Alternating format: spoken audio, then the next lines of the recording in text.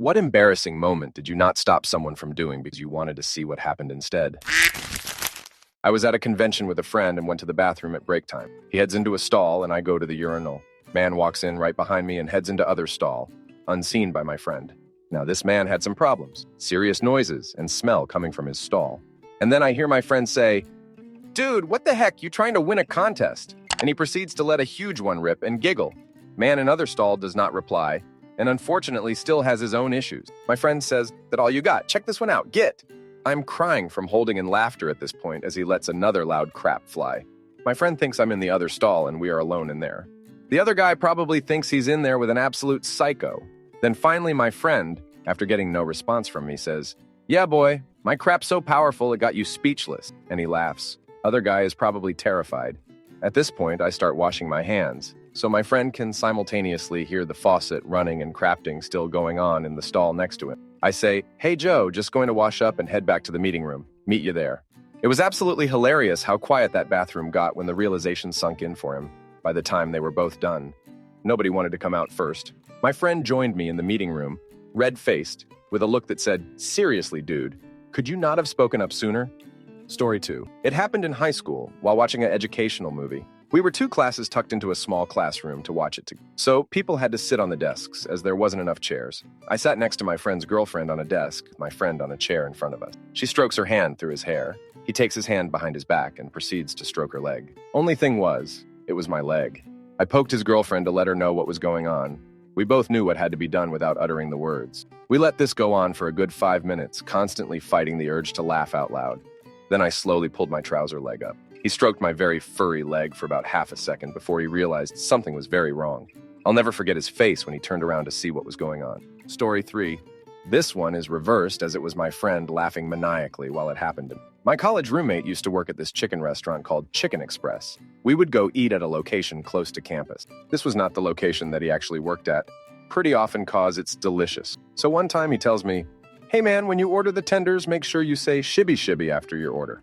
That's the code to tell them you work at Chicken E, and they'll hook you up with like 20 tenders." Maybe it was wishful thinking or just plain stupidity, but I totally believed him. We drove through the drive-thru, and he was in the back seat. The conversation with the employee went like this. I'll have 2 number 1s with mashed potatoes, shibby shibby." "Okay, 2 number 1s with mashed potatoes and a, what was the last thing? Shibby shibby? Having trouble hearing you? A what now? Shibby shib bye." "Sir, I have no idea what you're trying to say. Do you want to pull around?" At which point I look back and see my friend almost turning blue from trying to hold his laughter in. He totally lost it and I just drove off. Story 4. I went out to eat at Hibachi with my family. I think I was 10 or 11 at the time. In addition to giving us sauce trays to dip our food into, they also gave us shaved ginger and a dollop of wasabi. My grandpa grew up during the Great Depression, so he developed a habit of always cleaning his plate. So as he finished his meal, he moved his attention to the side dish. No one else seemed to notice my grandpa staring quizzically at this rather large green lump. Not wanting to waste food, he picked the entire thing up to eat it. I could have clearly stopped him, as I'd been watching him the entire time. But I also wanted to see what would happen. Well, he about jumped out of his seat, spitting the wasabi onto the table, and started cursing up a storm. I know it was wrong to do, but I still get a little kick out of that memory. Story 5. I work in youth correction. The facility I'm in has a pool table, and if the guys are doing good, they can play. There is a bench in that pool room that is ridiculously poorly designed. If you don't sit dead center, it will tip you off to either side. There is an unspoken rule between staff and veteran cadets that we never inform new residents or staff of that bench. It's hilarious. Story 6. Last summer, we went camping, and when I tried to use one of the campground coin-operated showers, I was disappointed when I put in $1 and it didn't work. As I waited for the one that did work, a guy came up behind me and said, "Hey, it looks like that shower room is vacant. Are you waiting for this one in particular?" I explained that I had tried it, but that it was out of order, so there was now 2 of us waiting for one shower room. Just minutes later, a woman and 3 kids comes by, looks at us waiting in line, and makes a dash for the vacant shower room. One of the kids looked at us and quietly asks if there's a line, and she responds, "Shh," and the 4 of them go in and switch the door to occupied. Maybe I'm the one who should be embarrassed by not telling her. Undressing yourself and 3 kids, inserting quarters that you'll never get back only to have to redress everyone and sheepishly get in the line you should have been in to begin with is probably a bit of an overkill for the crime of seeing an opportunity and taking it. Anyway, she was there in an even longer line when I got out and glared at me as I went back to my family's camping spot. It definitely made me feel less bad about allowing her to go on a karmic adventure. Story 7. My coworker was known to have a temper in the office, and Hire had talked to him a number of times about it. Unfortunately, he had a bad day. I normally try to calm him down because he's an all-right dude with a wife and young daughter. But he's just a little too tightly wound. Higher-ups knew I was friends with him, and it started to reflect bad on me. Guilty by association. So he gets a bad call. We were in a claims department. One of his claimants started yelling at him. He starts with mother duck and this and that, and I'm like, nope, I can't be seen with him during this tantrum. He ends up getting so worked up that he picks up the office fax machine and throws it, nearly hitting a nice older lady. He got walked out like 17 seconds later. Story 8. While waiting for a briefing, a room full of Air Force airmen intentionally sat in every chair other than a damaged one they knew would dip very far back when someone sat in it. I arrived, and the room was full. The anticipation was palpable. I already knew about the chair. I thought everyone did. So I sat in the only other one available and realized the last person absent at that point was a generally disliked senior NCO, a higher-up sergeant for those of who you don't know. As a junior NCO, I should have taken the initiative to inform said SNCO about the chair when he arrived, and for a second, I was going to tell him. Then I didn't. Ha ha ha! All the airmen erupted in laughter when it happened, and it took every ounce of fortitude for me not to as well. I was definitely on the inside, though. I'm not proud. Ha ha ha. Story 9? Many years ago, was hanging out with a bunch of friends from college, which we had all graduated from about 5 years before this story takes place. We're having dinner. It's 4 married couples and 1 single dude. We all, including both members of all the couples, went to college together. The single guy starts talking about how he ran into this girl, Jennifer, who we all also went to college with, and with whom he had had a brief fling with in college. I know that every single man at the dinner table except me slept with Jennifer when we were in college. I also know, or at least very strongly suspect, that A, the other guys are not aware of each other having slept with her, and B, none of the women are aware that all of their husbands have slept with her. So, not only do I not stop the single guy from talking about his recent encounter with her, I ask him a lot of questions. How is she? What's she doing? Does she have a boyfriend? Man, was she hot in college? Friend B, don't you also think she was hot in college? Friend C, didn't you have a few classes with her? And on, for about 10 minutes, or just long enough for every other dude at the table to turn beet red. Meanwhile, single guy has no idea what's going on and is getting more and more confused about why I'm asking him questions about his old girlfriend. Story 10. My roommate in college wanted to slide down the hallway on baby oil and threw me a bottle to squirting in the floor. He was trying to show off and was kind of a douche. He starts running before I even put oil on the floor. I could have stopped him, but had a let's see how this plays out moment. Did you know tile will remove hair from a shirtless Italian man? Story 11. Lady walking out of the bathroom with toilet paper on her foot. I went to say something and she gave me a disgusting look, so I just let her keep walking. Story 12. Only embarrassing for those with a conscience, but I used to watch people shoplift at Urban Outfitters when I worked there and try to guess whether they'd get caught at the door or not. Normally, I wouldn't just let someone steal from my place of work, but that company's an intentionally deceitful and generally unsavory enterprise. Also, I was in college and really wanted to stick it to the man. What I mean about them being deceitful, here's a reply I made to the first person who asked. It's not really a story, just a collection of things. During the first Obama election, it appeared they were one of his biggest supporters. But the truth is, Richard Hain, the owner, regularly contributes enormous sums of money to different extreme right-wing causes and candidates. It's just business. But as an idealistic college student, I felt like they were taking advantage of Obama supporters because they were unwittingly contributing money to causes and people they didn't agree with. Another thing that bothered me was the poor quality of the clothes with the high prices. I didn't realize until I bought a few things for myself, and they almost instantly, literally, fell apart. I had never bought clothes that poorly made, and I was used to shopping at Walmart and the like. And of course that means sweatshops, slave labor, etc. You could see how a college student would be righteously enraged. Story 13. This past weekend, I was in the car going back home after a weekend trip to Boston with my roommate. He's a really amazing dude, but he's not that great of a driver. He gets lost all the time. He drives slow and has just kind of oblivious. Yet for various reasons, he was the driver for this trip. He got really mad at me for trying to assume full responsibility of navigation. I said fine and shut up. Sure enough, about 15 minutes later, he zoned out and we missed the exit to get off the Mass Turnpike and immediately ended up in like an extra half hour of traffic trying to turn around. I saw him zone out. I saw him make no effort to get into the right lane, and as soon as we missed it, I calmly pointed it out. He was very embarrassed and mad at himself. Story 14. In high school, I took Algebra 1A and 1B. Math split up into a 2-year course instead of one. It got a lot of the lazy kids. I took it because math is harder for me. Anyway, One of the kids in the class was trying to be all cool. How he was doing it, of course, was incredibly dumb. Specifically, he was trying to be a badass by spraying breath spray up his nose. You know, the kind that you spray twice onto your tongue. It should also be stated that I was a complete and utter loser in high school, so he's trying to be all cool, spraying this stuff up his nose. I look at him and just say, "Corey, you're supposed to inhale while spraying." Now that his coolness was challenged, he did it. His face turning beet red, him crying and then slamming his head on the desk in pain for 15 minutes as a result was worth it. Story 15. I had a friend in college that dared people to kick him in the balls after he'd had too much to drink. We'll call him Dave. Part of his party trick was to keep a straight face the whole time. His success rate had given him a false sense of confidence, so he just kept egging people on. Keep in mind that the ball kickers were usually drunk freshmen who could barely put any power into it. Then one night, he decides to up the ante and ask one of the school athletes in attendance. We'll call him Ricky. I knew Ricky played soccer, and though I'm usually the buzzkill that asks everyone to be doubly sure they really want to do this, I decided to let Dave go for it. Ricky, who was also completely sober, accepted the challenge. He took a deep breath, pretended like he was readying himself for kickoff, and took aim at Dave's package. What unfolded after that moment continues to pull at my heartstring. The moment that Ricky's foot met Dave's junk elicited a look of horror from every man in the room. Ricky had taken Dave's dare seriously, and his foot landed with so much force that it was reminiscent of the sound that a boxing glove makes on a bag, except with a tiny squish. I was a 19-year-old girl, and even I was grabbing my junk when I heard it.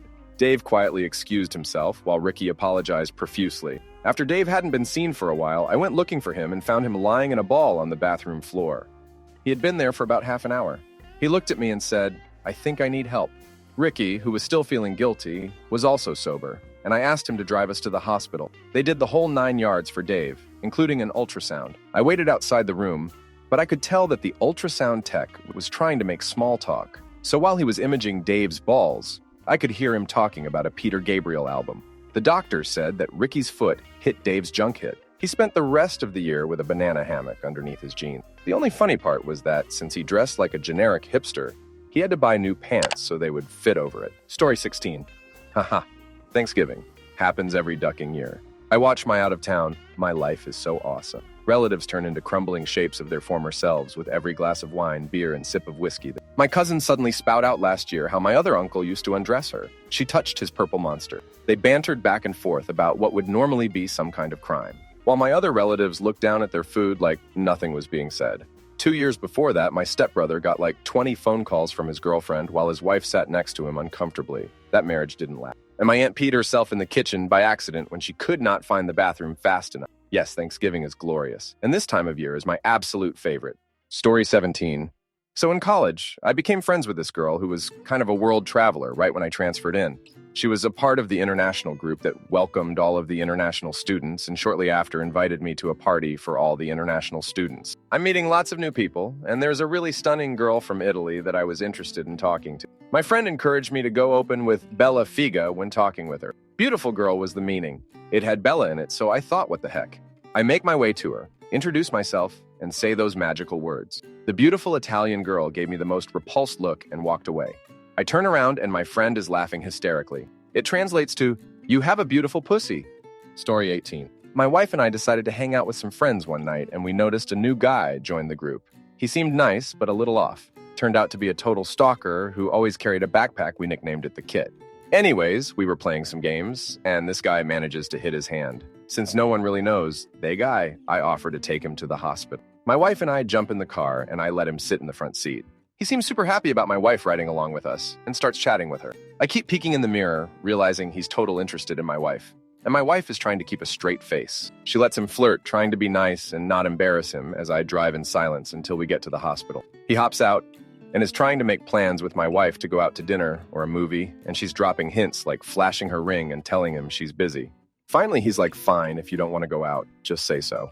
I laugh and tell him I don't let my wife go out on dates without me. He got beet red and told us he'd find his own way home.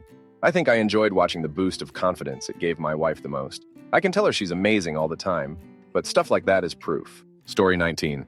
I let my drunk friend hit on a woman I knew was married in a bar that the woman's husband owned. While said husband was watching from behind the bar, he got about 3 words into his "Hey baby, come here often" style pickup line before the husband swooped over and macked on his wife. My friend asked me why I didn't tell him, and I told him I figured the ring and the picture of the husband and wife bar owners on the wall should have been enough. Guess not. Story 20. A friend of mine in college had a long-distance relationship, 5-hour drive. He always spoke to his GF and told her lies about going out and what time he got to his apartment, etc. Even though I believe he genuinely loved her and cared for her a lot. He cheated on her whenever he had an opportunity. One day at a party where he wasn't supposed to be, there was this girl mutual friend of us with a brand new Canon camera taking pictures of everything. That night he was making out with a girl while a little drunk and got in the frame of the pictures 2 times in the background. During the night, this dude talks to the girl and convinces her to erase any picture that had him in it. All 3 of us sit together and start erasing pictures of him. I spot one of the pictures where he is in the background, making out and stay quiet. The next day, his Jeff logs into FB and spots 2 pictures where he is making out in the background with another girl and end their relationship. I broke a bro code and I'm not proud, but damn people who cheat. Story 21. Coworker, let's call him John, got a Raspberry Pi delivered to the office and was talking about it at lunch. Other coworker, let's call him Jim, legit thought he was talking about dessert. He thought it strange that a pie would be delivered by mail, but was still excited to try it. Everybody except Jim knew that it was the mini computer, not a pie. But John still kept up the ruse. We all still wanted to see the pie anyways, so we all went back to John's office for the unboxing. Jim even showed up with disposable plates and cutlery. The reveal was pretty hilarious. Story 22. This was back in middle when I was in 8th grade. I had gym, which was a mixture of 6th, 7th, and 8th graders. The coach was talking to us for a while and after told us to change into our gym clothes. Out of the corner of my eye, I saw a kid get up and start to strip. He had taken off his shirt, and it was only till he started working on his pants did the coach yell, "In the locker rooms." I'm pretty sure that none of the students were going to say anything. Story 23. I was at a casino buffet once standing in the sushi section, waiting for my turn. This old white lady cuts the line and takes a huge dollop of wasabi and puts it on her plate full of Mexican food. I can only assume she thought it was guacamole, which, for some reason, they kept next to sushi. In the moment, I felt she deserved what was coming to her. Story 24. My teacher didn't turn off the projector after the PowerPoint, and you could see his desktop on the smartboard. Everybody was quiet and just looking, hoping for something embarrassing to happen. Then he opened up his email. Yawn. He just went through reading a couple emails before he noticed. Story 25. My friends and I were outside near some picnic tables at night. There were 4 of us, including me. 2 guys and 2 girls. Well, our one guy friend, let's call him Guy 1, thought it was a dandy idea to close his eyes and wander around, and see if he could feel his way around. Meanwhile, our other guy friend, Guy 2, is laying on his back on the picnic table. Guy 1 approaches the picnic table, and as my girlfriend and I watched in slow motion, just places his hand right on Guy 2's junk. Guy 2 is chill about it, just goes, "Aye, mate, that's my junk." And Guy 1 is super embarrassed. One of us could have said something, but we wanted it to happen. Story 26. Not long ago, I spent 9 months on an aircraft carrier for deployment. About 6 months in the days were all looking the same, so anything for a laugh was welcome. One afternoon, I visited a bathroom near my workstation to find a friend, and the walls and ceiling, dripping wet. He said the toilet had exploded in his face when he flushed it. Now, it's not uncommon for pipes to break, and I had a small chuckle at his misfortune. It wouldn't even have been memorable had it ended there. A while later, I returned, trying to stay hydrated, and someone was in the stall mopping the place up. Again, nothing memorable. I take care of my business and leave, but think, wow, they fixed that quickly. Back again, after a quick drain, I'm washing my hands and see someone I don't really know. Enter the stall in question through the mirror. At this point, it dawns on me the average repair time for issues like this is usually weeks, not hours. I expected to see tape labeling the stall secured, but here was this guy taking a leak in a mopped dry stall. The thought to warn him crosses my mind, but I just have to know. I need this. I take a step to my left as the trickle stops. The metal clink of the handle is immediately followed by the rush of a fire hose at full blast. Water sprays clear out onto the mirror I had been looking through, against the stall walls and pounds against the ceiling. When the blast ends and the bottom of the stall looks like waterfall, I hear soggy boots slowly turn around with a squishy slosh, and out steps a dripping Marine in a drenched uniform. We exchanged surprised glances as I suppress my laughter. To break the silence, he says, "Well, that sucked," and slowly sloshed out of the bathroom. Could have stopped it, but it made my day, week, month deployment. Story 27. Without the lack of trying. One of my friends was super convinced this girl he was talking to online was into him, said she was from Ghana, and even sent pics and blurry vids of herself, but made lame-ass excuses why she can't do a live video chat or phone call. Spent hundreds, if not thousands of money to send to her, back her mom was sick, rent money, etc. Yes, it's one of those dating scams. She found him on Yahoo Messenger. Anyway, Even with evidence that she was some dude from Norcal, scamming him for false hopes of romance, he still would budge, and even had the gall to call me a jealous hater. Left him alone until his pretty much was losing money every week. His friends made fun of him, to this day, of his stupidity. The only reason he finally gave up other than being broke was when me and his friends sent him a screenshot of her chatting up other men who posted their scam stories online. Same photos and name used. He confronted the girl, which she gave a sob story that she was hacked. Don't believe your friends, my love, etc. He still actually believed her for another week before getting convinced he was conned. Story 28. My then-girlfriend wanted to walk into the Great Salt Lake. I told her it wasn't sand on the shore, but mud. Deep, sloppy mud. She didn't care what I thought. She thought I was an idiot, so I sat back and watched. She stepped off a rock and sank in the slinkiest mud that existed. She wallowed around to find her shoes, then retreated to the rock. Smelled so bad. She made it to a bathroom and washed herself off. Had to throw the shoes away. Couldn't get the smell out. Dumb. I'm still laughing. She did get me back a year later. She was standing by a pond looking at a log when I walked up to her. She said, "That's a fish." I looked at this log that was a couple feet long, floating motionless just off the bank in this little pond and say, "There's no way that's a fish. It's a log. Way too big for a fish." We make our way to the edge of the water with a little stick to poke this log. Whoosh! The giant fish takes off. I screamed, jumped up, tried to pull my girlfriend, who was not scared, back from the edge, which landed me on my butt in the muck. She was doubled over, laughing at me. "I told you it was a fish," she said. "Biggest, stupid, log-shaped, stupid fish I've ever seen." Story 29. I had a wonderful moment of karma. Worked at a restaurant where the owner's son was a manager and in a hole. One day he ripped the crap out of his pants and didn't know his ass was hanging out. No one among the staff of about 20 people told the git. When he finally realized, he was livid as he had been walking through the dining room. When asked why none of us said anything, someone piped up and said, "You said staring at butts was harassment and we could be fired." Story 30. I hope someone sees this and gets a laugh out of it. Back in high school, my buddy wore gray pants to our prom. He was sweating a bunch and had a major case of swamp ass. He decided it would be best to drench his suit pants with water so you couldn't tell he was sweating through his clothes. Seeing him soaking the dance floor with his dripping wet pants is still one of my favorite high school memories. Story 31. Gym in high school. Kids were playing volleyball, and my buddy and I were sitting about 20 feet away from the edge of the court, just talking about whatever teenagers talk about. On the other side of the court, some guy serves and overhit. The ball starts coming at us. I notice it's going to just miss me, but looks like it might hit my friend. I'm about to attempt to block it when a little voice in my head says, "No, let's see what happens." Hits my friend square in the face. Never saw it coming. I start laughing and trying to ask if he's okay, but can't get the question out as I was laughing so hard. "I'm so sorry, Roberto." Story 32. My boss and I were having a video conference with a colleague who was working from home. About 10 minutes in, he bumps his laptop, reaching for a new microphone he wanted to show us, and the webcam moves and focuses right in on his junk. Revealing that he is wearing only a pair of bright blue men's bikini underwear, my boss and I look at each other, ready to bust out laughing, but we remain silent. Center screen full detailed junk shot for a good 15 seconds before he notices. He was less embarrassed than I thought he would be, saying, "Oops." So anyway, here's this cool new microphone I got. Story 33. We had a project in high school, and everyone had to make a poster for political science. Someone asked me how to spell cum, and being the mature person I was, I spelled it out for them, C-U-M, which was promptly written on their poster. Kid got laughed at when he did his presentation. It was worth it. Story 34.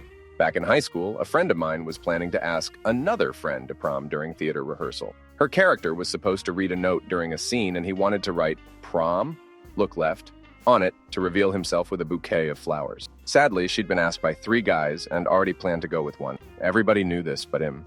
But we all wanted to see what was going to happen. So the scene starts, she looks at the note, and doesn't dare look to the left. She was visibly uncomfortable because she knew who wrote it and didn't want to hurt his feelings. Needless to say, he got bummed in his car after practice, and when he drove away, he was too distracted with his feelings and lightly crashed his nice car to the principal's old sedan. The principal's car made it out with just a couple scratches. His got wrecked. Perhaps we should have said something. Story 35. Went with a friend to a fast food joint. He was talking to someone on the phone, so I went inside to use the bathroom. This was one of those individual bathrooms with no O stalls, just one toilet. I tried to lock the door, but I realized the lock is broken. I do my business, and luckily, no one comes in. At this point, I go in order. I receive my food and have a seat. The reason I'm not waiting for my friend is that I knew he was talking to his girlfriend, who would literally talk to him for 45 minutes every time she called. He would never say, "Can I call you back? I'm just doing something." In any case, I'm about done with my food, and finally, My friend walks through the door and heads to the bathroom. Now, moments before that, I saw an overweight elderly man walk in there. I decided to keep quiet as my friend kept me waiting for quite some time, and it was a regular occurrence.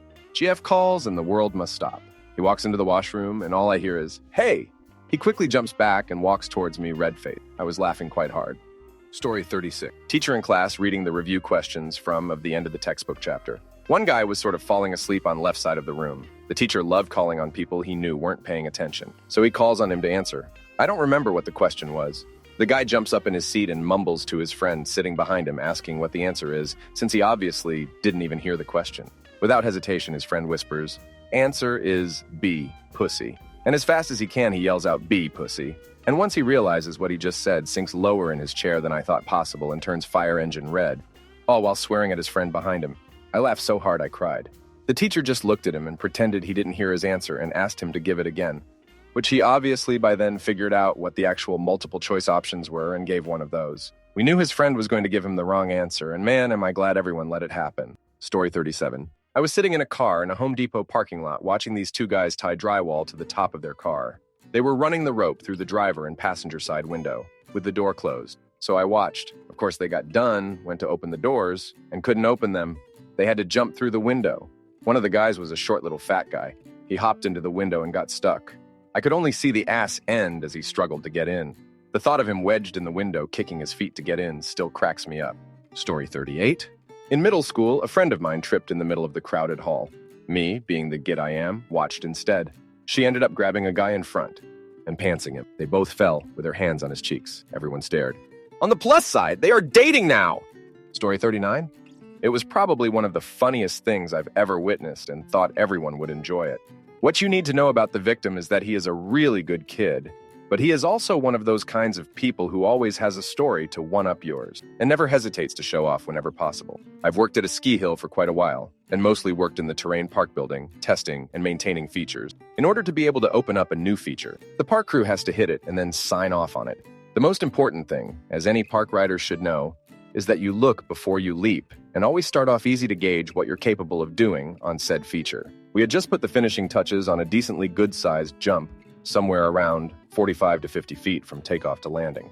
Our manager and assistant manager had already hit the jump, straight air, no problem, and deemed it safe for the public. We were recording the jumps for marketing purposes, and at this point, another employee, and good park rider at that, says that their first hit off this jump is going to be a backside 180. Oh no. We immediately remind this guy of how smart it is to test any new feature. For jumps, just straight air at the first, backside at the second time. But said guy points out that we are filming, and if he was going to be on film, he wasn't going to be a git about it. Welp, we tried, and at least if anything went wrong, it was all on film in case he needed it later for evidence. He proceeds to hit the jump with too much speed, over-rotate, and lands on his ass crooked. One cheek went one way while one went the other. Well, he looks uncomfortable, but laughs it off while we call him an idiot and laugh with him. Well, this was at the end of the day, and at this time we had to go up to sweep, where the employees work with ski patrol to ride the whole mountain to make sure all the customers are safely off the mountain. We ride up to the top of the mountain and head into ski patrol to wait for the first lift to close, so we can start the process, and it's about this time that we start to smell something awful. It's at this point that the victim puts his hand down the back of his pants and pulls out 2 fingers covered in both crap. And so starts the crap show. He freaks out, rightfully so, and starts running around brandishing his poopy fingers at all of us screaming, "I tore my pooper, I tore my pooper." Of course, being his good friends. We immediately start howling with laughter. In a panic, he says that he can no longer do sweep and that he has to go down to the main ski patrol so they can look at his butthole through our aching sides and sore throats. We manage to agree with him, but tell him that he has to report this to our main boss first, who conveniently came up the mountain at this time to finish giving a snow bike lesson to another employee and his dad. We all watch as he waddles over to the top of the chair, still brandishing stink fingers, to talk to our boss. He was our boss, but we're all really good friends. So we all watch as this situation gets even better. We watch as he gets to our boss and tells him about his torn pooper. The look of disgust and incredulousness that crossed our boss's face was amazing. Our boss looks our way for confirmation that this was really happening. So, crying at this point, we all give him a thumbs up. He shakes his head, amazed but not surprised, and lets the victim go to ski patrol. And then has to wait 10 minutes while the people he was giving the bike lesson to get their crap together. He didn't end up filing an accident report, his call, but he did end up going to the doctor. The next day, he was already back at work, and we asked him how he was doing. He solemnly told us that it really wasn't that bad. But aside from some disinfecting, the doctor refused to glue it for him. On the off chance, he glued his ass together. And with this, a legend. He always said he wanted to be known for something. He had always just hoped it was for something a little cooler. The kid is a great sport about it, though, and laughs with us to this day about how it all went down.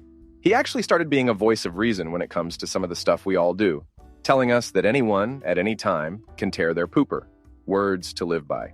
Story 40. It was a college group project where we had to create a database for a business. I knew what the business wanted, but the other group members had a totally different interpretation. I argued with them, but gave up knowing full well what was about to happen. I knew my marks were high enough to take the hit. We had to do a presentation in front of the class, the teacher, and the boss of the business. It was a train wreck as the teacher and the boss started peppering us with questions as why we didn't do what the business asked us. At one point, the leader of the group shut down and I had to take over for a bit and try to salvage it. To me, the sad part was the other guys in the group were smart people. They just couldn't let go of their idea. Story 41? Yeah, she was not amused and I got punched in the arm. I think the best was, I was at work. I'm a team lead for a reset team. I deal with all the third party they send. I pulled up 2 milk crates while I reset something across from this third-party employee. He was resetting toilet paper. He set the shelves right and was done. I said with a straight face, "You checked all those dates on toilet paper, right?" He says, "No, I'll do it now." He looks for a good 5 minutes trying to find a date. He calls his supervisor. His supervisor calls his manager, and his manager called corporate to find out how to read toilet paper dates instead of just asking me. Once corporate called back, it was told there was no dates on toilet paper. It was such a glorious ride, listening to all of them talk on speakerphone. Story 42. My friend has some issues with major attention-seeking behavior. At this point, our friend group has pretty much completely stopped curbing it and telling her no, as this is the reaction that she wants when she tells us she's going to do something bad. Most recently, we were all stoned AF in a dorm room, and she goes, "I'm so fat that I'm going to do substances to lose weight." She's not fat, she knows that. We all just kind of shrugged and said, "Okay, go ahead." "We have some substances you can have." We put out a line for her, and she visibly paled and mumbled how it was a joke. She's toned it down for a few days after at least, which is nice because she never stops talking. The silence has been lovely. Story 43. This was at a bus station. This man had a trolley, cart absolutely packed with baggage. This was in an area without trolleys, so I don't know how he found it. And I'm guessing they only found one, and that's why they put all of their bags on one trolley. I say they because the others will join the story later. So this trolley is packed with bags weighing up to 500 kilograms, 1,100 pounds of total weight. This man was around 50 kilograms, 110 pounds, soaking wet. Since trolleys aren't really allowed in this area, there wasn't really any posts or stuff like that to prevent trolleys from entering places where they shouldn't be. This group is looking for a lift, but can't find one, so the man with the bags decides to take the escalator. His friends, family are still looking for a lift when he slowly approaches the escalator. This is where I'm thinking, I should probably warn him, and this is also where I don't do anything but watch. As he's pushing the trolley down towards the escalator, he leans back to compensate for the weight. He holds it up for quite some time, but a small drop or something turns the whole thing into a catapult and tosses him over the bags and flying down the escalator. I jog over and press the emergency stop and just leave since I felt like it was my fault. Part of it was embarrassing for the hero of our story, but I guess the biggest part was pain. Story 44. Was drinking in a cheap dive bar, music was playing, and there was a drunk guy dancing around by himself in the dance floor area. Through sheer harmless drunken charm, he enticed a woman to come dance with him. As they were dancing, drunk guy's pants just fall down of their own volition, all the way to his ankles. No underwear. He just keeps dancing. She doesn't notice. I drink my beer and wait. Suddenly, she notices and gets this strange deer-in-the-headlights look on her face as she struggles to comprehend what the heck is going on. She yells an obscenity at him, shoves him in the chest, and storms off to the bartender. He looks at me with a sheepish grin, pulls his pants up, and just keeps on dancing. Story 45. I was in a military training course several years ago. It was a tough course where the Cadre would smoke the crap out of you for anything. So anyway, these military photographers show up to take photos of us during the course, and one gets out. Female, and she's really cute. Odd to see in the military, so they stand out when the does show up anywhere in uniform. So anyway, we had a couple of dumb kids talking this girl up about how hot she was and whatnot. A few of us knew better for some reason and just let the knuckleheads go on and on about it. Then the second in charge, Cadre, walks up and joins in with the... Now mind, there were several Cadre running he course, and any of them could smoke you at any time. And one was known as Sergeant West. Dude was a ducking animal and had his own smoke sessions that were the worst. Mainly because he would duck with your head while he smoked you. So anyway, the second in charge is going on and one with these clowns about this girl, asking questions about what they thought of her. He egging them on.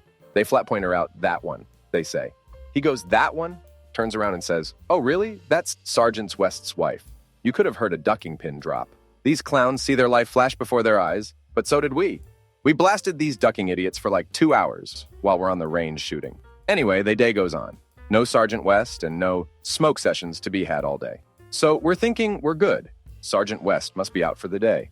We get back to the schoolhouse lawn, right outside the main door in formation. We're waiting for instructions for the following day and clearance to be released to the barracks. Blam! The ducking door is drop-kicked open by Sergeant West. He comes flying out of there like ducking Randy Savage, looked like him too. "Oh, y'all thought my wife was hot, did you?" Nobody said a ducking word. No one made eye contact. Dude proceeded to corn the two duckheads talking crap and rips them each a new one. They must have had a pound of spit dripping from their face. Honesty. It was hard not to laugh about it. Then someone did. He smoked all us for nearly 2 hours. Not a single piece of my body wasn't aching or covered by dirt. She came back about 2 weeks later near our graduation to take more photos. The only thing you heard when she walked up was the birds in the trees. Hell, no one even said hello.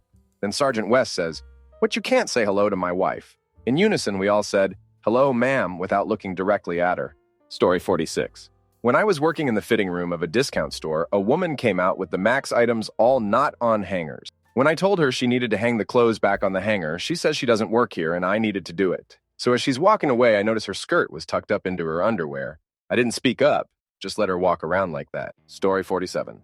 Okay, technically my husband that did the watching. Or should I say listening? Years ago when we were dating, there was an incident. It was the first time that my husband was going to introduce me to his father and stepmother. Well, to start off, they had insanely high standards. They were not pleased about meeting me. The only girl good enough for him in their eyes was a rich 6 feet tall blonde woman with Barbie measurement. I have brown hair, it was probably pink or black at the time, dressed a bit goth, punk, who didn't have that phase in the 90s00s average height.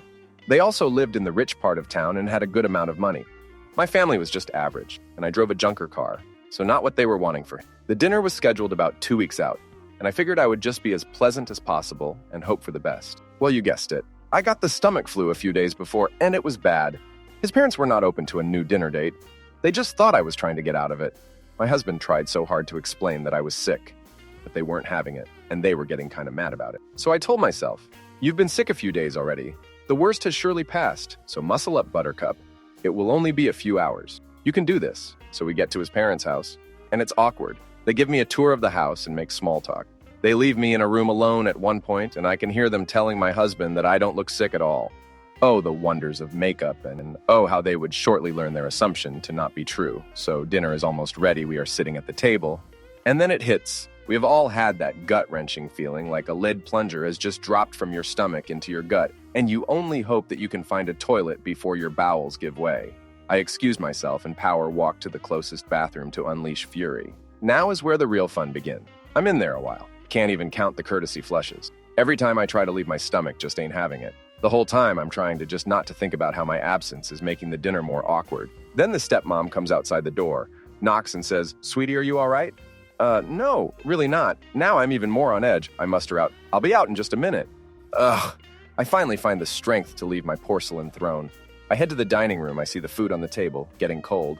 I see my husband giving me a smirking look, like he is trying not to bust out laughing. And then I smell it. The stench is so immense, it can't be put into words. Basically, the bathroom I chose was right on the other side of the kitchen, and the fan or vent from the bathroom went directly into the kitchen and dining room. On top of the stench, apparently you could hear every plunk splat or whatever else you want to call it. I put on a concert for my future in-laws that they would never forget. So my husband knew this about the bathroom and didn't tell me. Nor did he come outside the door to encourage me to move to a more discreet bathroom. He thought it was hilarious and was loving watching his parents' reaction. In the moment, I was very embarrassed and wanted to die.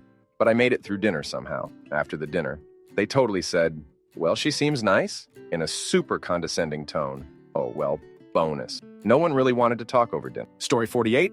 I once watched my then boyfriend jump of a boat into deep water off the coast of Thailand, knowing full well he couldn't swim. I just couldn't believe that he would do it. When I asked him later, he said everyone else was doing it, to which I replied everyone else could swim. Story 49. Sort of the reverse here.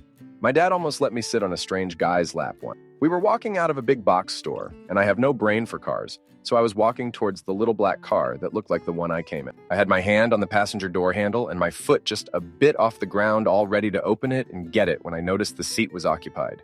I step back from what I now realize is not the car I came in and turn around, and there is my dad, laughing 20 feet back, having figured out what was going on and just watched me go to see what would happen. Story 50. I was playing poker in a Texas Hold'em tournament. I made it to the final table of 8, and the opponent sitting directly across the table from me was this real annoying git with a bunch of his buddies crowded around him watching him play.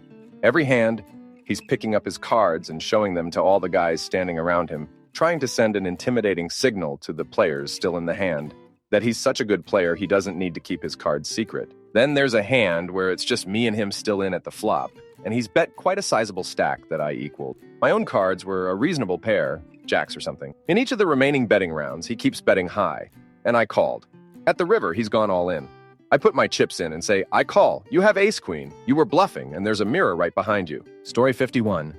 I had to give a Spanish presentation with this guy, and when he showed me what he had written, it was incoherent. The grammar was horrible, and he was using a bunch of words that don't actually exist. I asked about his grammar, etc., but I wasn't going to specifically correct anything. He was very confident in himself, didn't change anything before the presentation. I think most people in the class, non-native speakers, realized it was bad. My grade probably would have been worse if he hadn't been so ridiculous. Story 52. The embarrassing moment is currently ongoing. A couple I've known since high school is currently mid-divorce, late 30s. I'm Facebook friends with both of them. There is much debate as to whose fault the divorce is, but no one has been accused of cheating. They announced plans for divorce in August or September, and were both dating other people by October, despite living in the same home. It made me feel very bad for their 2 sons who are in middle and high school. Anyway, despite dating other people, they did not actually file for divorce until December. I assumed this was due to the cost of filing. The husband has gone to great effort to make Facebook comments and air dirty laundry, and all the drama lovers are quick to run to him with any bit of gossip. This has resulted in the wife and her new boyfriend repeatedly posting that people need to mind their own business, about a month ago or a little more. The boyfriend posted an ultrasound photo, and the wife announced she is, in fact, pregnant. This was met by comments on the husband's Facebook page and the usual complaint that people need to mind their own damn business on the wife's page. Now here's where it gets really interesting. We live in Wisconsin. There is a 6-month wait after filing until you can get divorced. Also, the last I read up on it, you cannot get divorced in Wisco if you are currently pregnant. You are required to wait until after the birth, put your spouse's name on the birth certificate as the other parent, and then deal with the aftermath later in court. It appears neither of them are aware of this fact. I thought about emailing the wife to tell her. After all, I've been going to her childhood birthday party since I was in kindergarten, but I've lost track of the number of times she has announced people need to mind their own ducking business. Plus, it's not like her knowledge of it would change anything. So I'm just going to see what happens. Based on the due date, it appears she conceived the baby while she was still living at home with him. They were emotionally separated and both dating other people, but somehow it still makes the whole thing just a little more trashy. Story 53. A friend of ours, will say, Dave, had noticed our friend Rick's dog always stopped at the edge of the yard. Naturally, that seems odd as there is no physical barrier there. He couldn't quite figure out why. We explained to him that the dog was trained with a shock collar, so it was afraid to walk beyond a certain point. He goes on the spiel about how inhumane it is and how we shouldn't do things to our pets we wouldn't do ourselves. He asked if we even knew the extent to which it hurt. We said nope. It got quiet. We all felt something strange in the air and felt like we knew where this was going. He asked where the collar was, and we knew. No one sought to dissuade him. He said he simply wanted to inspect it, but we figured if we played our cards right, something beautiful would happen. After a thorough inspection and about 30 seconds of staring off into the distance, he asked if the boundary was still active. It was. So he snapped the collar on and said he wanted to give it a go. We figured he'd slowly creep up to the border and receive a light shock. This madman runs straight for the edge of the yard at a solid sprint, hits the boundary, and suddenly backflips and lands flat on his face. To the ignorant observer, it looked like he'd been clotheslined. He got up, insisted it was surprising, but not extremely painful. Rick looked down and asked if he was sure. His lower half was completely urine-soaked. We were like 18 or 19 when this happened. We found out later, Dave's dad had been watching from the living room and drinking a beer. He'd watched the whole thing unfold and said it was possibly the best thing he'd seen in months. I think we still have the video lying around somewhere. Story 54? There's a local adult shop in my area called The Tool Shed. My roommate said he needed to pick up some nails, and my boyfriend at the time told us he's seen a hardware store nearby, so we all hopped in our car and ended up at, you guessed it, The Tool Shed. I couldn't believe he actually thought it was a hardware store, so I let my roommate walk inside and be greeted by a giant table of sex toys, haha. Story 55. An old coworker told me this story, so I now fall into the category of get answering for someone else. But, oh well, so he's working at a restaurant as a server, and the only other server on that night had to go to the bathroom and take a dump. So he's finishing up his business and realized there was no toilet paper. And so he walks across the bathroom floor with his pants around his ankles to get some paper towels from the dispenser, and in walks one of the people from his table and just locks eyes with him. The guy walks out of the bathroom and the server is struck in a terrifying awe. So he cleans himself up and finds the original server and explained what just happened to him, then asks if he could transfer the table to him. He literally said no and watched him awkwardly take care of the table after the dreadful bathroom encounter. Story 56. My friend decided to throw a BBQ in October, when it would normally be too cold to have an event, but he's the kind of guy who says, "Duck it, I want to have a BBQ," and then throws one. Anyway, to keep everyone warm on this cold day, he set up a bunch of outdoor heaters all around his backyard. Another one of our friends was home from college for the weekend and came to the BBQ. And he was talking a lot of crap about the Octo BBQ and the varieties beer our friend and host provided. So college friend starts flirting with a girl who I recognize to be our friend's new GF. And I'm about to tell him so when he decides to lean on the space heater. I decided that he deserves whatever comes next as he put his hand full on the heater, burning himself. I started laughing so hard I almost pissed myself. Story 57. I had a guy, let's call him Bill, who worked for me in the Marines. He was an officer and I was his supervisor. He felt a staff non-commissioned officer, we will call Fred, who worked in an adjacent section, was undermining. What actually was happening was Bill was not respected by his own Marines. So to get work done, they'd purposefully avoid him. Well, multiple times, Bill told me he is going to go to Fred's boss to bring him up on charges of disrespect. I told him he didn't have any proof. Bill explains to me it's his right, which, as an officer, it is. I explained that Fred had a good reputation, and that Fred's supervisor would fight any charge, and without proof, it would not move forward. I also knew that our executive officer hated Bill and was looking for a reason to send him elsewhere in the command. After several meetings where Bill insisted, I finally told him, "Look, you can do a charge sheet and deliver it to Fred's supervisor," but I and my boss would not support him and would disavow the charges as unfounded and without merit. But it was his right if that's what he chose to do. He wrote up the charges and delivered them to Fred's supervisor. Fred's supervisor called Bill every name in the book, and they both walked into the XO's office. The XO called me in where I reiterated that they were unfounded and without proof, and I advised against writing them. Of course, Bill got pissed at me for not supporting him on something I told him not to do. 48 hours later, Bill was reassigned to a job that was not as good as ours. Fred was given an award at the end of his tour as a job well done. It was very deserved too. Story 58. A customer I was talking to had a spider in his hair. Don't ask how it got there. Also, it should be noted that it was small and harmless. At the time, I had a coworker that was deathly afraid of spiders. When the customer asked me a question I knew the answer to, I directed him to said coworker. It took a while for the coworker to notice, but when she did, she yelped so loud it startled even me, who was prepared for a scream. I went to the customer and swiped the spider out of his hair as though I was doing him a favor. Later that day, he bought a car from me. Story 59. Didn't stop my friend from climbing into the ceiling. Our school has those types of ceilings where it's panels that pop up easily for maintenance. And the higher grade part of the school is in mod spaces our grades don't have our own building yet. Each room in the mod spaces have their own bathroom. So my friend had the idea of going to the bathroom and climbing into the ceiling. He'd then crawl into the part of the classroom that's above the ceiling just to see what happens. Spoiler alert, the madman did it. Me and my friend were just in math class doing homework, talking about PCs, typical stuff we are into too. Until we hear talking from the ceiling. We realize who it is instantly as he told us what he'll say while in the ceiling, only place where the commies can't get me. But apparently those panel ceilings don't support weight well. He fell through the ceiling, people either shocked or laughing like hell. A teacher tried to escort him to the office to suspend him. Can't tell how long the suspension was, but all I can say is it's probably long because of damage to public property. Can't imagine friends' parents not being embarrassed from realizing my friends need to hide in ceilings from commies caused them to pay damages. Story 60. I work in an office. Disgusting middle-aged woman makes a comment to a lightly crowded break room about the hot piece of meat she saw walking the halls. Despite not getting much reaction, she continues on, louder and more crudely about how attractive this guy was. At any point, I could have told her that the hot piece of meat was the son of one of the women in the break room, interning there for the summer. The mom heard every word, waited until she finally stopped and calmly told her that boy she was discussing was her son. Story 61. There was a closed gas station, empty lot near my old apartment in Chicago, and people used to park there to run to the Starbucks across the street, despite signs saying your car could be towed. I don't think anyone got towed for the first week or so after the gas station closed, but one day I saw 3 or 4 cars get hauled off in quick succession. I realized the tow truck drivers were watching around the corner. And then, when someone left their car there, they would zoom in, hook the car in 10 seconds flat. A few days later, I was standing outside the Starbucks, waiting for my wife inside, and I noticed a lady park in the lot and cross the street towards me.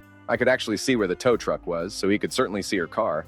I figured I'd let her know, and before I could finish saying, "Excuse me, miss," she touched her Bluetooth earpiece and said, "Sorry, I don't have anything," patted her pockets to me, and walked inside the Starbucks. About 20 seconds later, the tow truck pulled up and hooked her car. About 25 seconds later, she was yelling like a maniac and chasing it down the street in high heels. It probably cost her $175 and being late to work, but I don't feel bad at all for not trying to tell her again. Story 62. I was studying at the library at college with my brother, and a classmate came to sit down with us. She was pretty and very kind to both of us. I had a girlfriend, so her charms weren't working on me, but I enjoyed talking to her. My brother left for like 10 minutes when I learned she was planning on going into special education and worked with children with special needs. My brother came back and began to try and flirt hardcore with her. I say try because he spent the next hour before class saying retard and using the word every possible chance he could. I was blown away by the first use, and this poor girl just quietly smiled and nodded the entire time. I mean, he had no damn chance. It was hilarious to witness. Story 63. I was working at the movie theaters as an usher when I was 16. It was my first job, and I was only 3 months in. The movie ends, and me and 2 other ushers start sweeping and cleaning up the trash. They were cleaning the upper section, and I was cleaning the lower section that was right by the hallway ramp that led into the theater. Theater is now completely empty, and it's very quiet. And both ushers suddenly start talking major crap about our manager. She's such a git, she doesn't know what she's doing, etc. Suddenly, I hear the hallway door open, and here she comes! From where she's at, she can't hear what's being said because she's too far, and the ushers up top can't see her because the lower wall is blocking the hallway. But I can see everything that's about to go down. I totally had the opportunity to grab the ushers' attention to give them a heads up, but this was too good to be true. She comes around the corner and just stands there, but both ushers had their heads down and just kept sweeping away and talking crap. She's got her tongue so far up his ass, I bet she's horrible in bed. This goes on for a solid minute, and I'm just enjoying the show. Finally, she chimes in and says, "Maybe if you were better at sweeping than running your mouth, you'd be done sooner." Usher goes, "Oh, please fire me right now," right? And she goes, "Oh, I am, but after you're finished cleaning this theater." It was awkwardly uncomfortable being in the middle of it, but I caught myself with this huge smile on my face, like I was enjoying it a little too much. Story 64. I used to work at a school, and at the school there's a family and consumer science room, aka home EC, with 10 kitchens in it that we'd use every month for a staff breakfast, where one of the departments, such as English language or math, will put on a breakfast for the faculty. So I'm in there, getting my plate, and out of the corner of my eye, I see this one teacher bringing a tray of bacon to one of the ovens. But here's the thing. It's a cookie sheet with no sides. I could have stopped him, but all I did was say, "Get a load of this guy." A couple minutes later, the room got smoky, and the home EC teacher had to use the fire extinguisher to put out the bacon grease fire while this GIT teacher complains that the bacon was probably fine. "In 3 years, I've always wanted to do that," the home EC teacher said, "but no student has ever given me a reason to." Story 65. When I was 12 years old, we had a neighbor, babysitter, family friend watch after me, and my 3 friends. Our neighbor was a really pretty 38-year-old woman. We were swimming in the backyard, and she was wearing a really small string bikini. Not sure why she would wear it in front of us. It barely covered anything. Anyways, all of us were in the spa, and she got up first. As she did, the jets must have moved her bikini bottom way off to the side. She didn't even know it. She sat at the edge of the spa and started looking at her iPad sitting kind of Indian style in front of us so we could see everything. It was like that for 20 minutes, even after she got up. None of us said anything because we couldn't. All of our mouths were wide open because that was the first time we've ever seen a woman's pussy. It was really hairy. Story 66. I used to drive a small stretch of highway to get to work almost daily. There was one section of the road where there was an overpass and a grassy hill before it obstructing the view of the people driving on the highway. A cop would sit behind the hill 100% of the time waiting for speeders, and I mean 100% of the time. The only times I didn't see a cop waiting there would mean I would see someone being pulled over about 50 feet up the road. The highway was 2 lanes, and I would drive in the left lane doing about 70 to 75 miles per hour until I got to that point where I would slow down to 60 miles per hour, pass the cop, and speed up again. I would usually stay in the fast lane while approaching the speed trap. Sometimes people behind me would get mad when I slowed down, but I figured in 10 seconds, they would see the cop and be happy that I made them slow down. One time, though, I slowed down, and this guy behind me got real pissed. He tailgated me closer than anyone should, laid on the horn, and I could see him yelling and flipping me off. Now, maybe I should have been a bit more understanding. I mean, I get it. It sucks when people drive the speed limit in the fast lane, but this guy was being an incredible ass. So I waited about 3 more seconds until we were closer to where the cop was, and I moved into the right lane. As expected, he immediately sped up and flipped me off as he passed me. I felt kind of bad, but also kind of vindicated as he passed the cop and was immediately pulled over. Story 67. Okay, I posted this on another thread, but it's just too good. Also, I guess I technically couldn't have stopped this guy, but someone could have. We had a giant quarterly all-staff meeting at my work last week, the kind of meeting where there were about 200 of us in the auditorium, and a few hundred more Skyping or calling in. So we are all filing into the auditorium a few minutes before it starts, and the first slides of the PowerPoint presentation are up on the projector screens at the front of the room. Suddenly, as I'm getting my coffee and muffin from the back of the room, a murmur moves through the crowd and everyone starts staring up at the screen. Some poor guy had Skyped into the meeting, and he must have not known he was sharing his screen and that his camera was on, because he was just kind of staring off and picking his nose, like knuckle deep, really just going for it, for at least 30 seconds. Everyone kind of gaped at it, and then we all started laughing. Someone else must have eventually recognized him and tipped him off, because after a little while, he suddenly stopped and got this, "oh crap" look on his face. And then the screen went back to the PowerPoint. Funniest thing I have seen in a long time. Story 68. My friend and I were getting some last-minute festival supplies in our local supermarket when we chanced upon an acquaintance of his. This gentleman proceeded to show some dulcolac and excitedly told us his plan to not visit the portaloos over the weekend. At this point, I did try to suggest that perhaps he wanted some Imodium for such a plan. This was met with derision and the suggestion that I was trying to play him for a fool. We left him to it. Story 69. I told my buddy that if he dressed up like a chicken and made a crowing sound when ordering, one day last June, he would get a free chicken sandwich at Chick-fil-A. Well, he spent about 5 mins on a cutout face from the printer at the office and crowed in line and asked for a free chicken sandwich. The woman said, "Sir, we can feed you if you're hungry and needy, but there is no promotion today to dress up like a chicken and crow." I was cracking up so hard. He was pissed, and let's just say paybacks are a git, and he got me back. Story 70. I had a coworker whom I shared an office with that always keep a bowl of chocolate wafers on his desk. Since he was a vegan, these were Baker's chocolate wafers. Now, if you've ever eaten Baker's chocolate, you know how bad they taste. The dude loved them and would sit and eat them all the time. People would drop by our office to ask for help on something and see this bowl of chocolate just sitting there. Some would ask if they could have some. Yeah, he doesn't mind. Others would just grab a quick handful and pop them in their mouths. The looks on their faces was always hilarious. When new people would come in, other coworkers would pop in to chat, watch. Story 71. So there was one time, my dad, my handicapped brother, and I went to this park that had this really cool mountain bike trial. Keep in mind, I said mountain bike. My dad and I were on bikes, and my brother was in one of these. It worked surprisingly well. Until we got quite high up, and my dad had to answer his phone. While he's chatting away, my brother sees this absolutely horrendous trail leading down. In all honesty, I don't think it was a trail. There was ducking roots and rocks everywhere. So my brother, who thinks he's funny, starts edging his way towards the trail when the brakes on his scooter locks up and sent him straight down the trail and into a tree. From the top, all I seen was my brother hunched over the handlebars and the seat was pushed forwards. I quickly made my way down there while screaming, "Dad, help!" I push back on the seat and pull him off of the handlebars to see he was laughing so hard he couldn't breathe. I didn't have time to stop him because he didn't even get to say he was joking before he flew down the trail. But every time I think about it, I lose my crap. Story 72. I had a teacher in high school who insisted on coming up with nicknames for people based on food. One day, he decided I was Fritter. I hated this nickname and asked him several times to not call me that. Anyways, I was in the bathroom washing my hands, and one of my friends who thought he was clever left right as this teacher entered the bathroom. I knew my friend was waiting outside the bathroom with his foot against the door, so that I would walk into the door when I tried to leave. I start washing my hands, and the teacher goes, "What's up, Fritter?" And I politely ask him to not call me that again. He starts washing his hands and goes, "Sure, no problem." I start walking towards the door and I hear him snicker and go, "Bye, Fritter." I stop and pretend to start tying my shoe. He finishes washing his hands and proudly walks past me and face first into the door, turning bright red as his emotions change from shocked. My friend realizes what happened and runs down the hall with the teacher hot on his trail yelling, "Saturday detention!" Story 73. My brother is one of those dudes who acts all tough when he's with his group of friends, and he's always starting crap he could never finish on his own.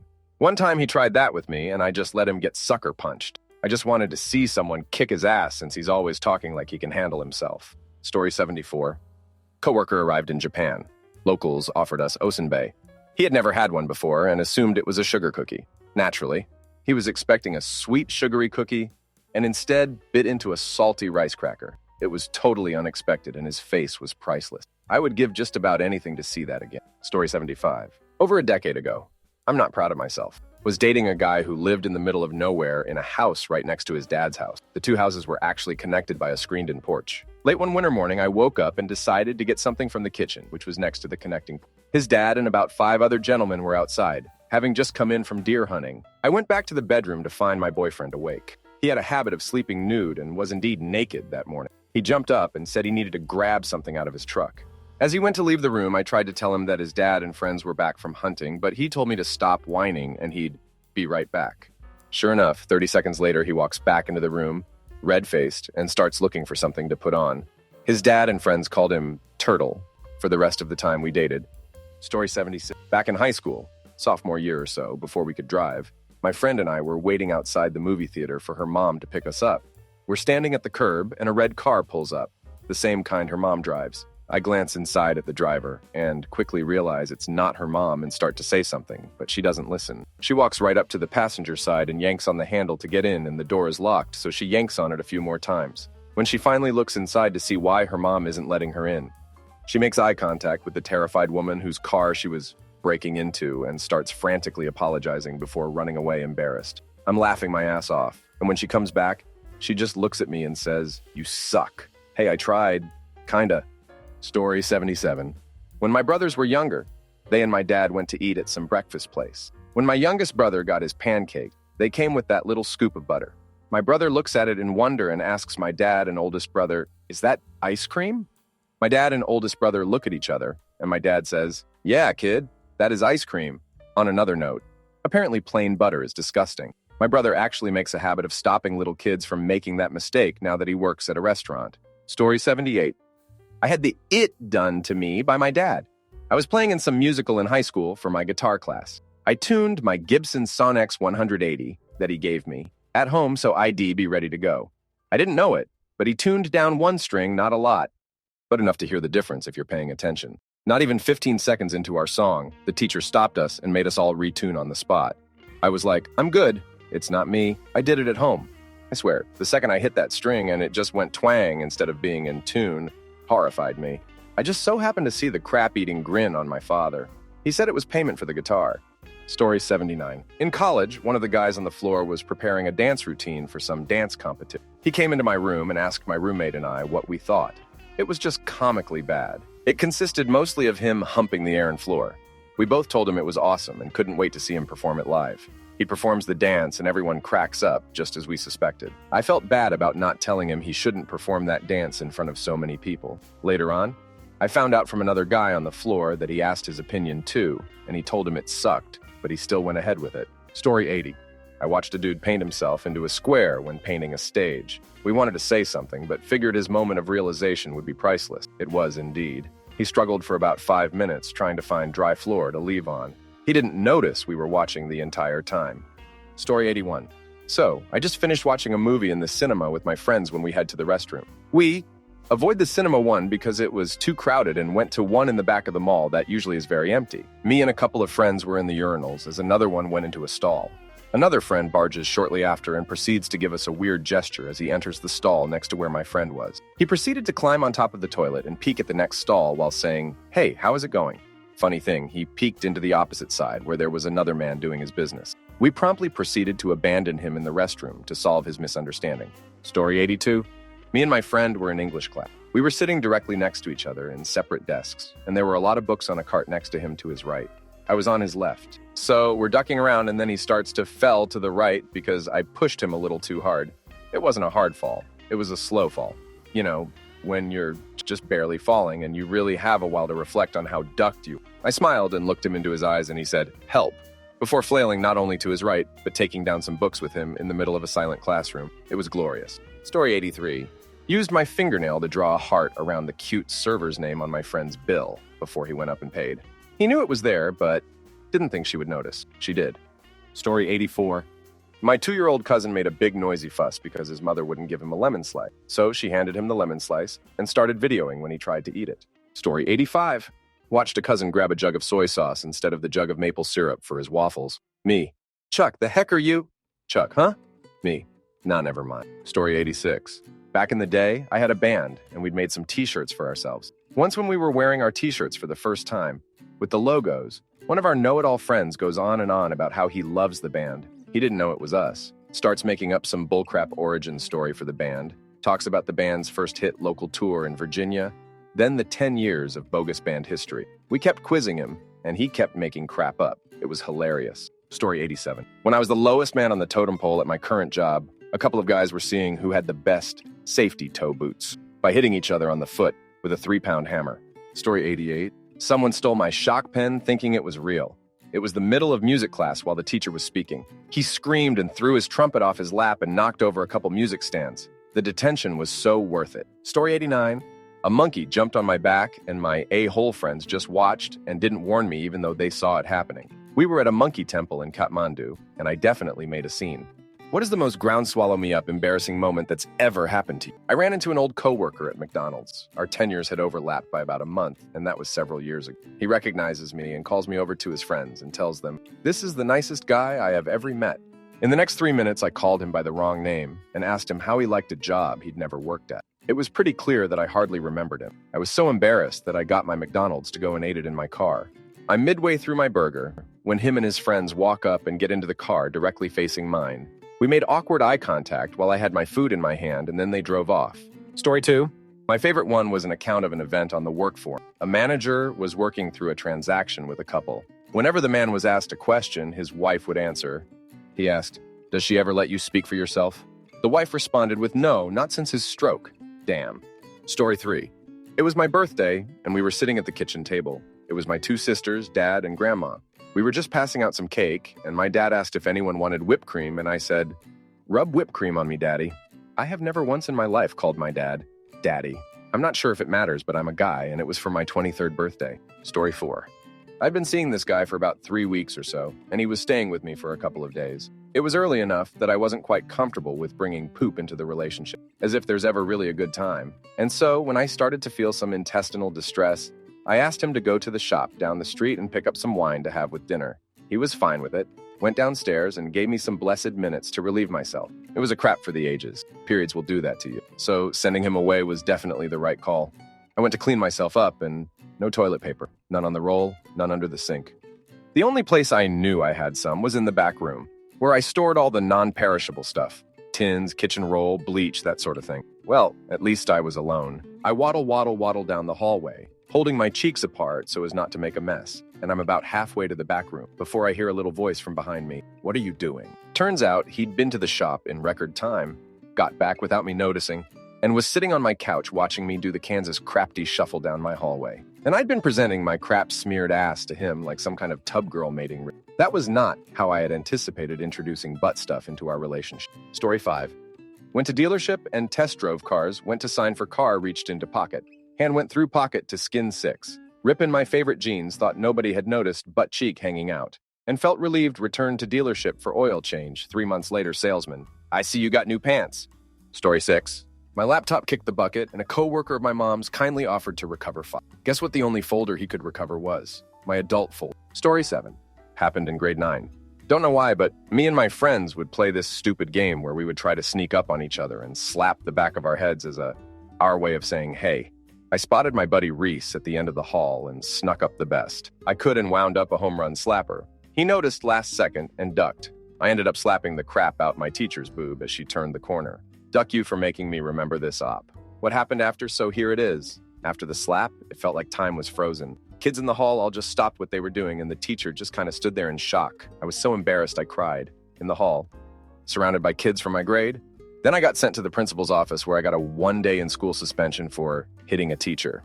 I think the punishment was so light because the teacher felt sorry for me. The phone call to my parents explaining what happened sucked. My mom was just disappointed in me. In some ways, that just made it worse. And my dad just kept laughing. I got called booby for 2 damn years. I'm 23 now, but my friends still bring up that story. Story 8. In a noisy room, someone was asking, "Are you okay?" Resting dead face overload. But because it was noisy, I thought they were asking, "Are you gay?" Being the straight person I am, I said no. They asked why, and I explained. Story 9. I was talking to my new supervisor when she told me it was her third time taking her role at the troubled children program we worked at. She said, "These kids are what always bring me back." 17-year-old me smiles and jokingly says, "Why don't you just have your own?" Her smile and jovial spirit quickly turned to a dark, blank, empty stare. I did. 2 of them. They passed 6 months ago, both of them. Worst moment of my adolescent life. Story 10. I was in the elevator area of my former job and wearing a skirt that was a little too big for me. Luckily, I had one of those long sweaters on overtop because I was talking to the maintenance guy and the skirt just dropped to the floor like, "And we're done here." And the guy and I just stared at each other for a small eternity. Story 11. I was in a line in the cafeteria and my female friend is leaning on the table holding her purse. Every time she opens it, I close it. I did it twice. Then she suddenly faced me and it was a total stranger. I went back to our classroom and didn't eat lunch. Story 12. I was deathly afraid of public speaking in high school. When I had to give a speech in front of the class, my legs would shake and I would sweat profusely every time. We had to give oral book reports to the whole class in my senior English class. I'm sitting in my chair, legs crossed, sweating with anticipation when the teacher calls my name. "Fantasy fan, you're up." I let out a deep breath and go to stand up. I forget to uncross my legs, so I trip. But I don't just trip, I stumble. I try to regain my balance, but instead I pick up speed. I tumble for about 10 feet before I finally fall. I get up as the whole class stares at me. I slowly walk up to the front of the class and say, "Well, the speech can't get any worse now." That moment helped me overcome my fear of public speaking, though. Since then, I've given multiple speeches in front of large crowds with no problem. Story 13. Short backstory.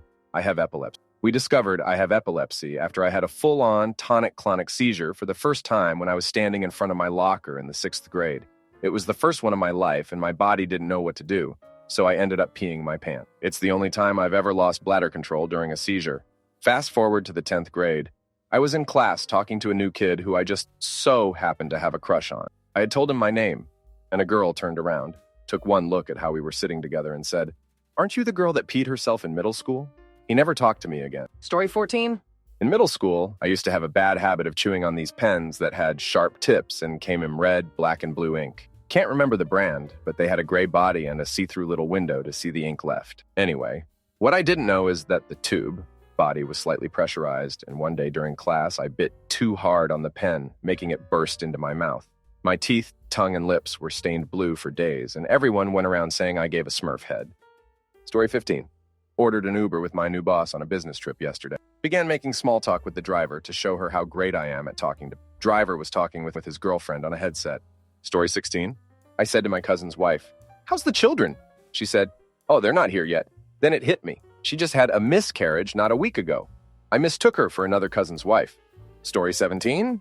It took me a long time to grow into. I was bookish. I wore sweater vests. I had one of those sun-colored change necklaces. I genuinely thought it might make me look cool. And I hairsprayed my Ross Geller haircut. I was called helmet hair due to my overuse of hairspray. I had a crush on this one girl who was very popular, but she was nice to me a few times, so I kept up the dream. One day, she has a note passed to me in class. Everyone saw it, and I hid it in my desk until I could get home and read it alone. I raced home and rushed into my room, then opened the note. In the note, she said she wanted to ask me something, but was too embarrassed. So could I come talk to her? My heart fluttered, and for about 12 hours, I believed I was this close to having a girlfriend. At school the next day, my friend told me it was probably a trap and to forget about it, but she was nice to me, so I persisted. I walked up to her and said we should talk. She motioned that we should go talk in private, away from her friends and our classmates. But I insisted she just ask me. Her. "So I heard you really like NSYNC me." "Yeah, I love them. I just got the CD last weekend." Her. "So do you want to go see them with me?" Me. "I'd love to. I'd been wanting to ask you out or..." "Wait, you're not gay?" She wanted me to be her gay friend. I am not gay, I just liked NSYNC. Story 18.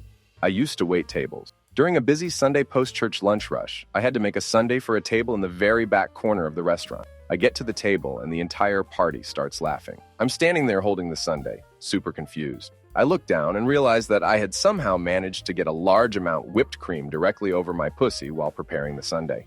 It was nowhere else on me, just my pussy. All I could do was put the sundae down, say oh, and speed walk back through the entire restaurant to clean myself up. Story 19. When I was younger, I was arguing with my dad and called him a fun sucker. Except I got my consonants mixed up and called him a sun ducker in front of my whole extended family. Story 20. I farted in front of a client who is a famous NFL player. I pretended nothing happened, and so did he. I wanted to run out and disappear. Story 21.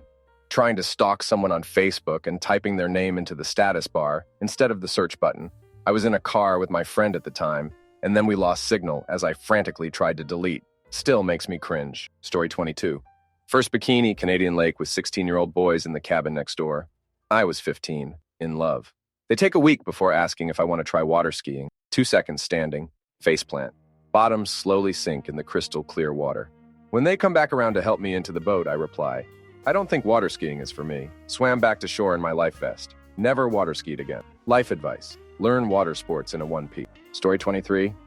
In high school, I was hanging out with my group of friends at lunch. One of our friends walked up wearing a suit and started talking to one of my other friends. A few moments later, he says, Okay, guys, I'm heading out now. I'll be back tomorrow. So, I replied excitedly, All right, man, have fun. He gave me the weird scowl, look of betrayal I've ever seen. Somehow it slipped past my radar that his girlfriend had developed a super rare disease and passed inside the time span of a week. All my friends were looking at me with the widest eyes as he walked away, and in a chorus, everyone was like, Dude! Story 24. I was 13, and my family and I were on a skiing holiday. My parents had decided to sign me up for lessons so that my dad could get some good skiing in, and my mom and sister could relax and drink hot chocolate. My sister had broken her wrist a few weeks prior to leaving, and my mom isn't really a winter sports fan.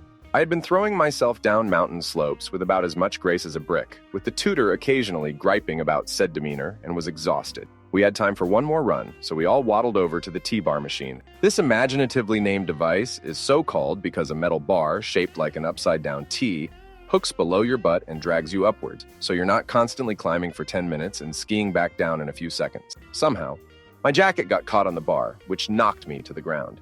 This is not the embarrassing part.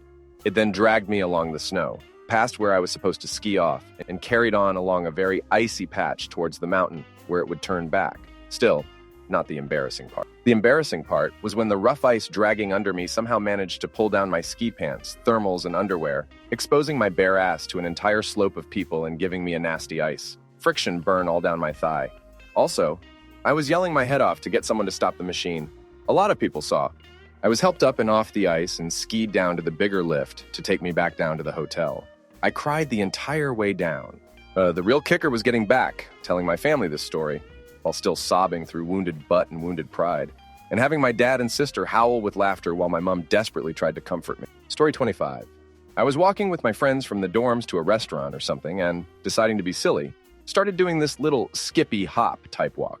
Lame gag for a laugh, but no one was laughing. We were at the age where guys laugh at every stupid thing their friends do. So I stopped to turn around and see what was up. Before I could turn around, though, I noticed that there was this guy who was somewhat disabled walking in the opposite direction, coming towards us. One half of his body was atrophied and partially paralyzed or something. I don't know what was actually wrong with him. And this caused him to walk with a type of limp very similar but less exaggerated than the skippy hop I was just... We made eye contact, and I just looked at the ground and heard one of my friends say, "What the heck are you doing?" in this tone that makes me cringe to this day.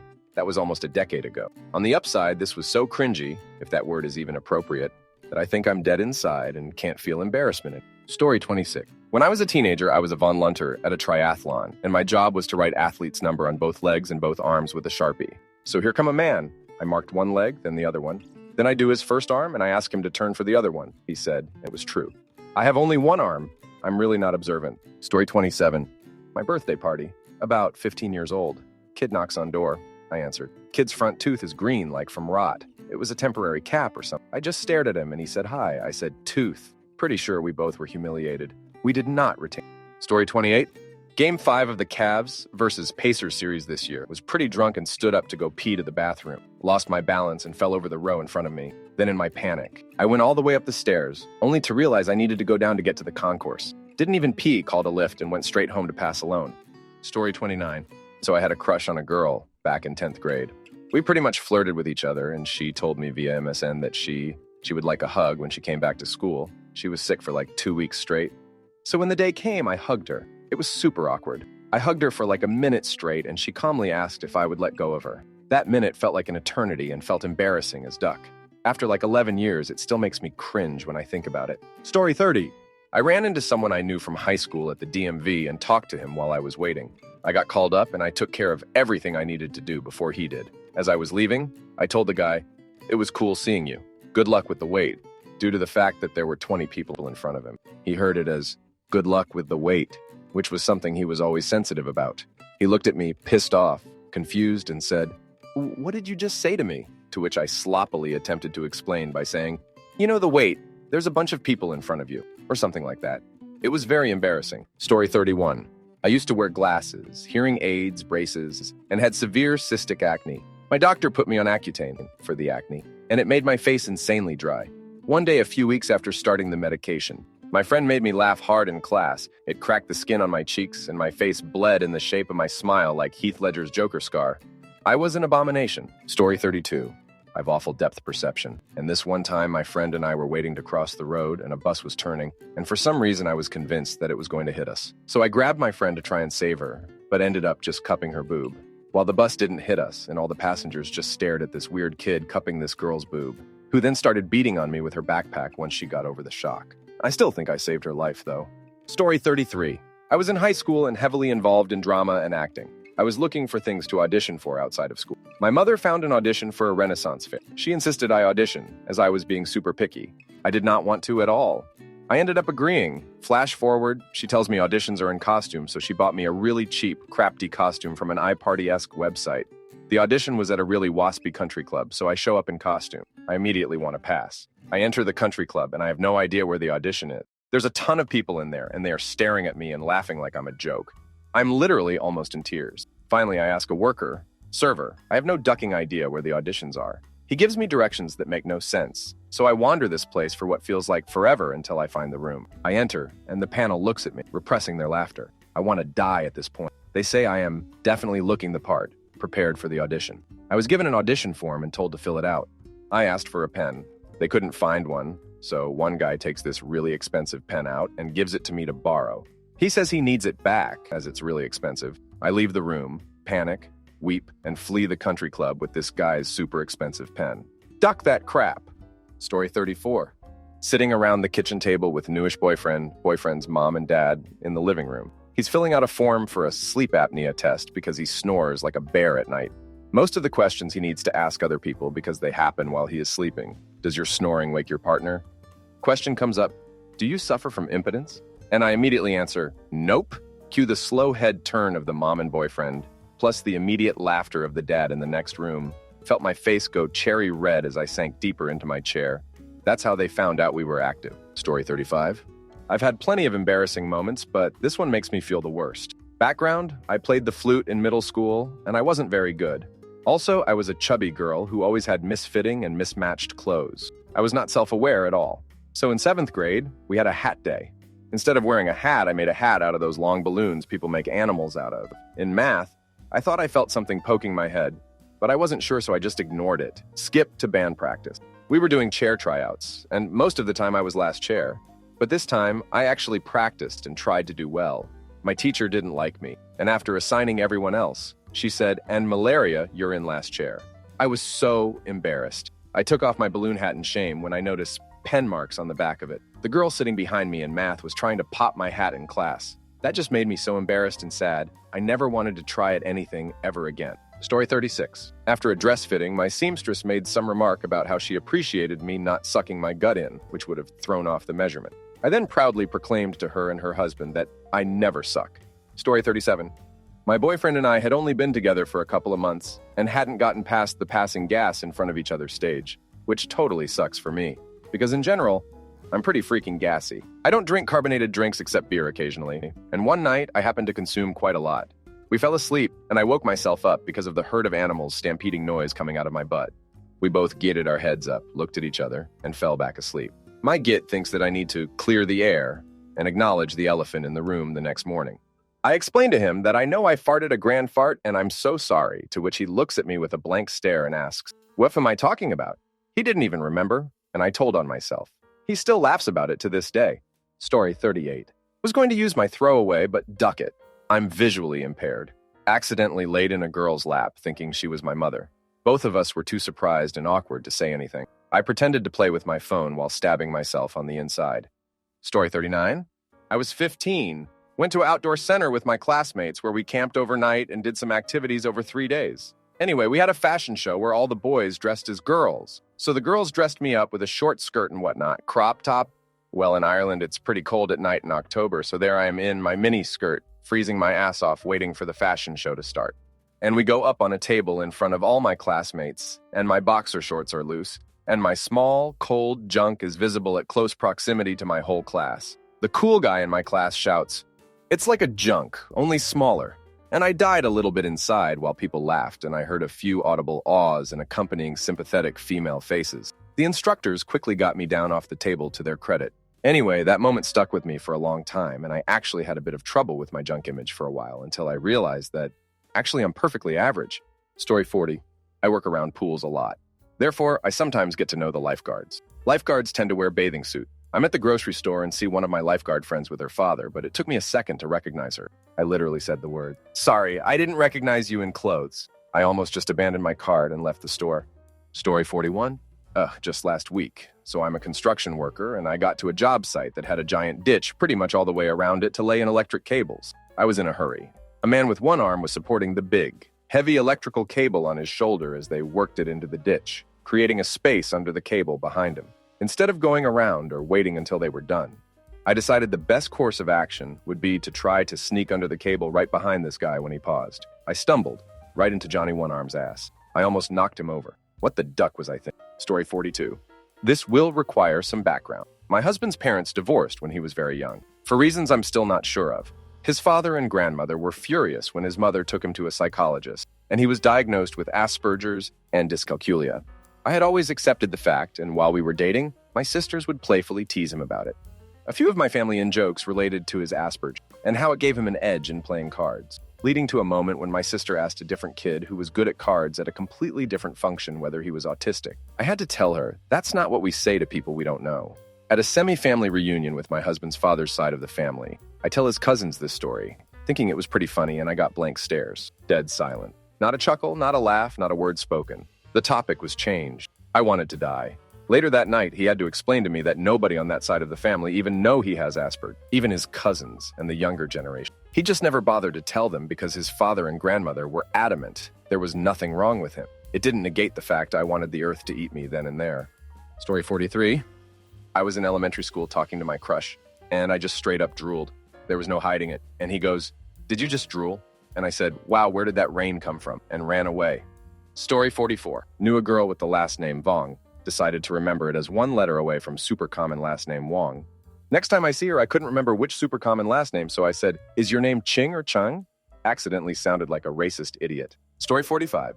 Not me, but my ex. We'd been together for about 5 years and were accustomed to occasionally farting in front of each other. Normal couple stuff. Until one evening, we had our neighbors over to watch a movie. We didn't know them very well and were trying to lock down some new couple friends. About 40 minutes in, my ex let one rip at a completely silent moment in the movie, and everyone froze. This wasn't drilling one into the couch, and it's a little louder than expected. This wasn't thinking, hoping it will be silent and guessing wrong. This was a loud, out there, unapologetic, unmistakable fart. The kind of thing that is perfectly normal in the privacy of one's own home, and he had just forgotten they were there. They exchanged a quick, horrified look, and then we all did our best to avoid eye contact for the tensest, most awkward hour of my life that followed. They sprinted out the door the second the movie was over, and they never came over it.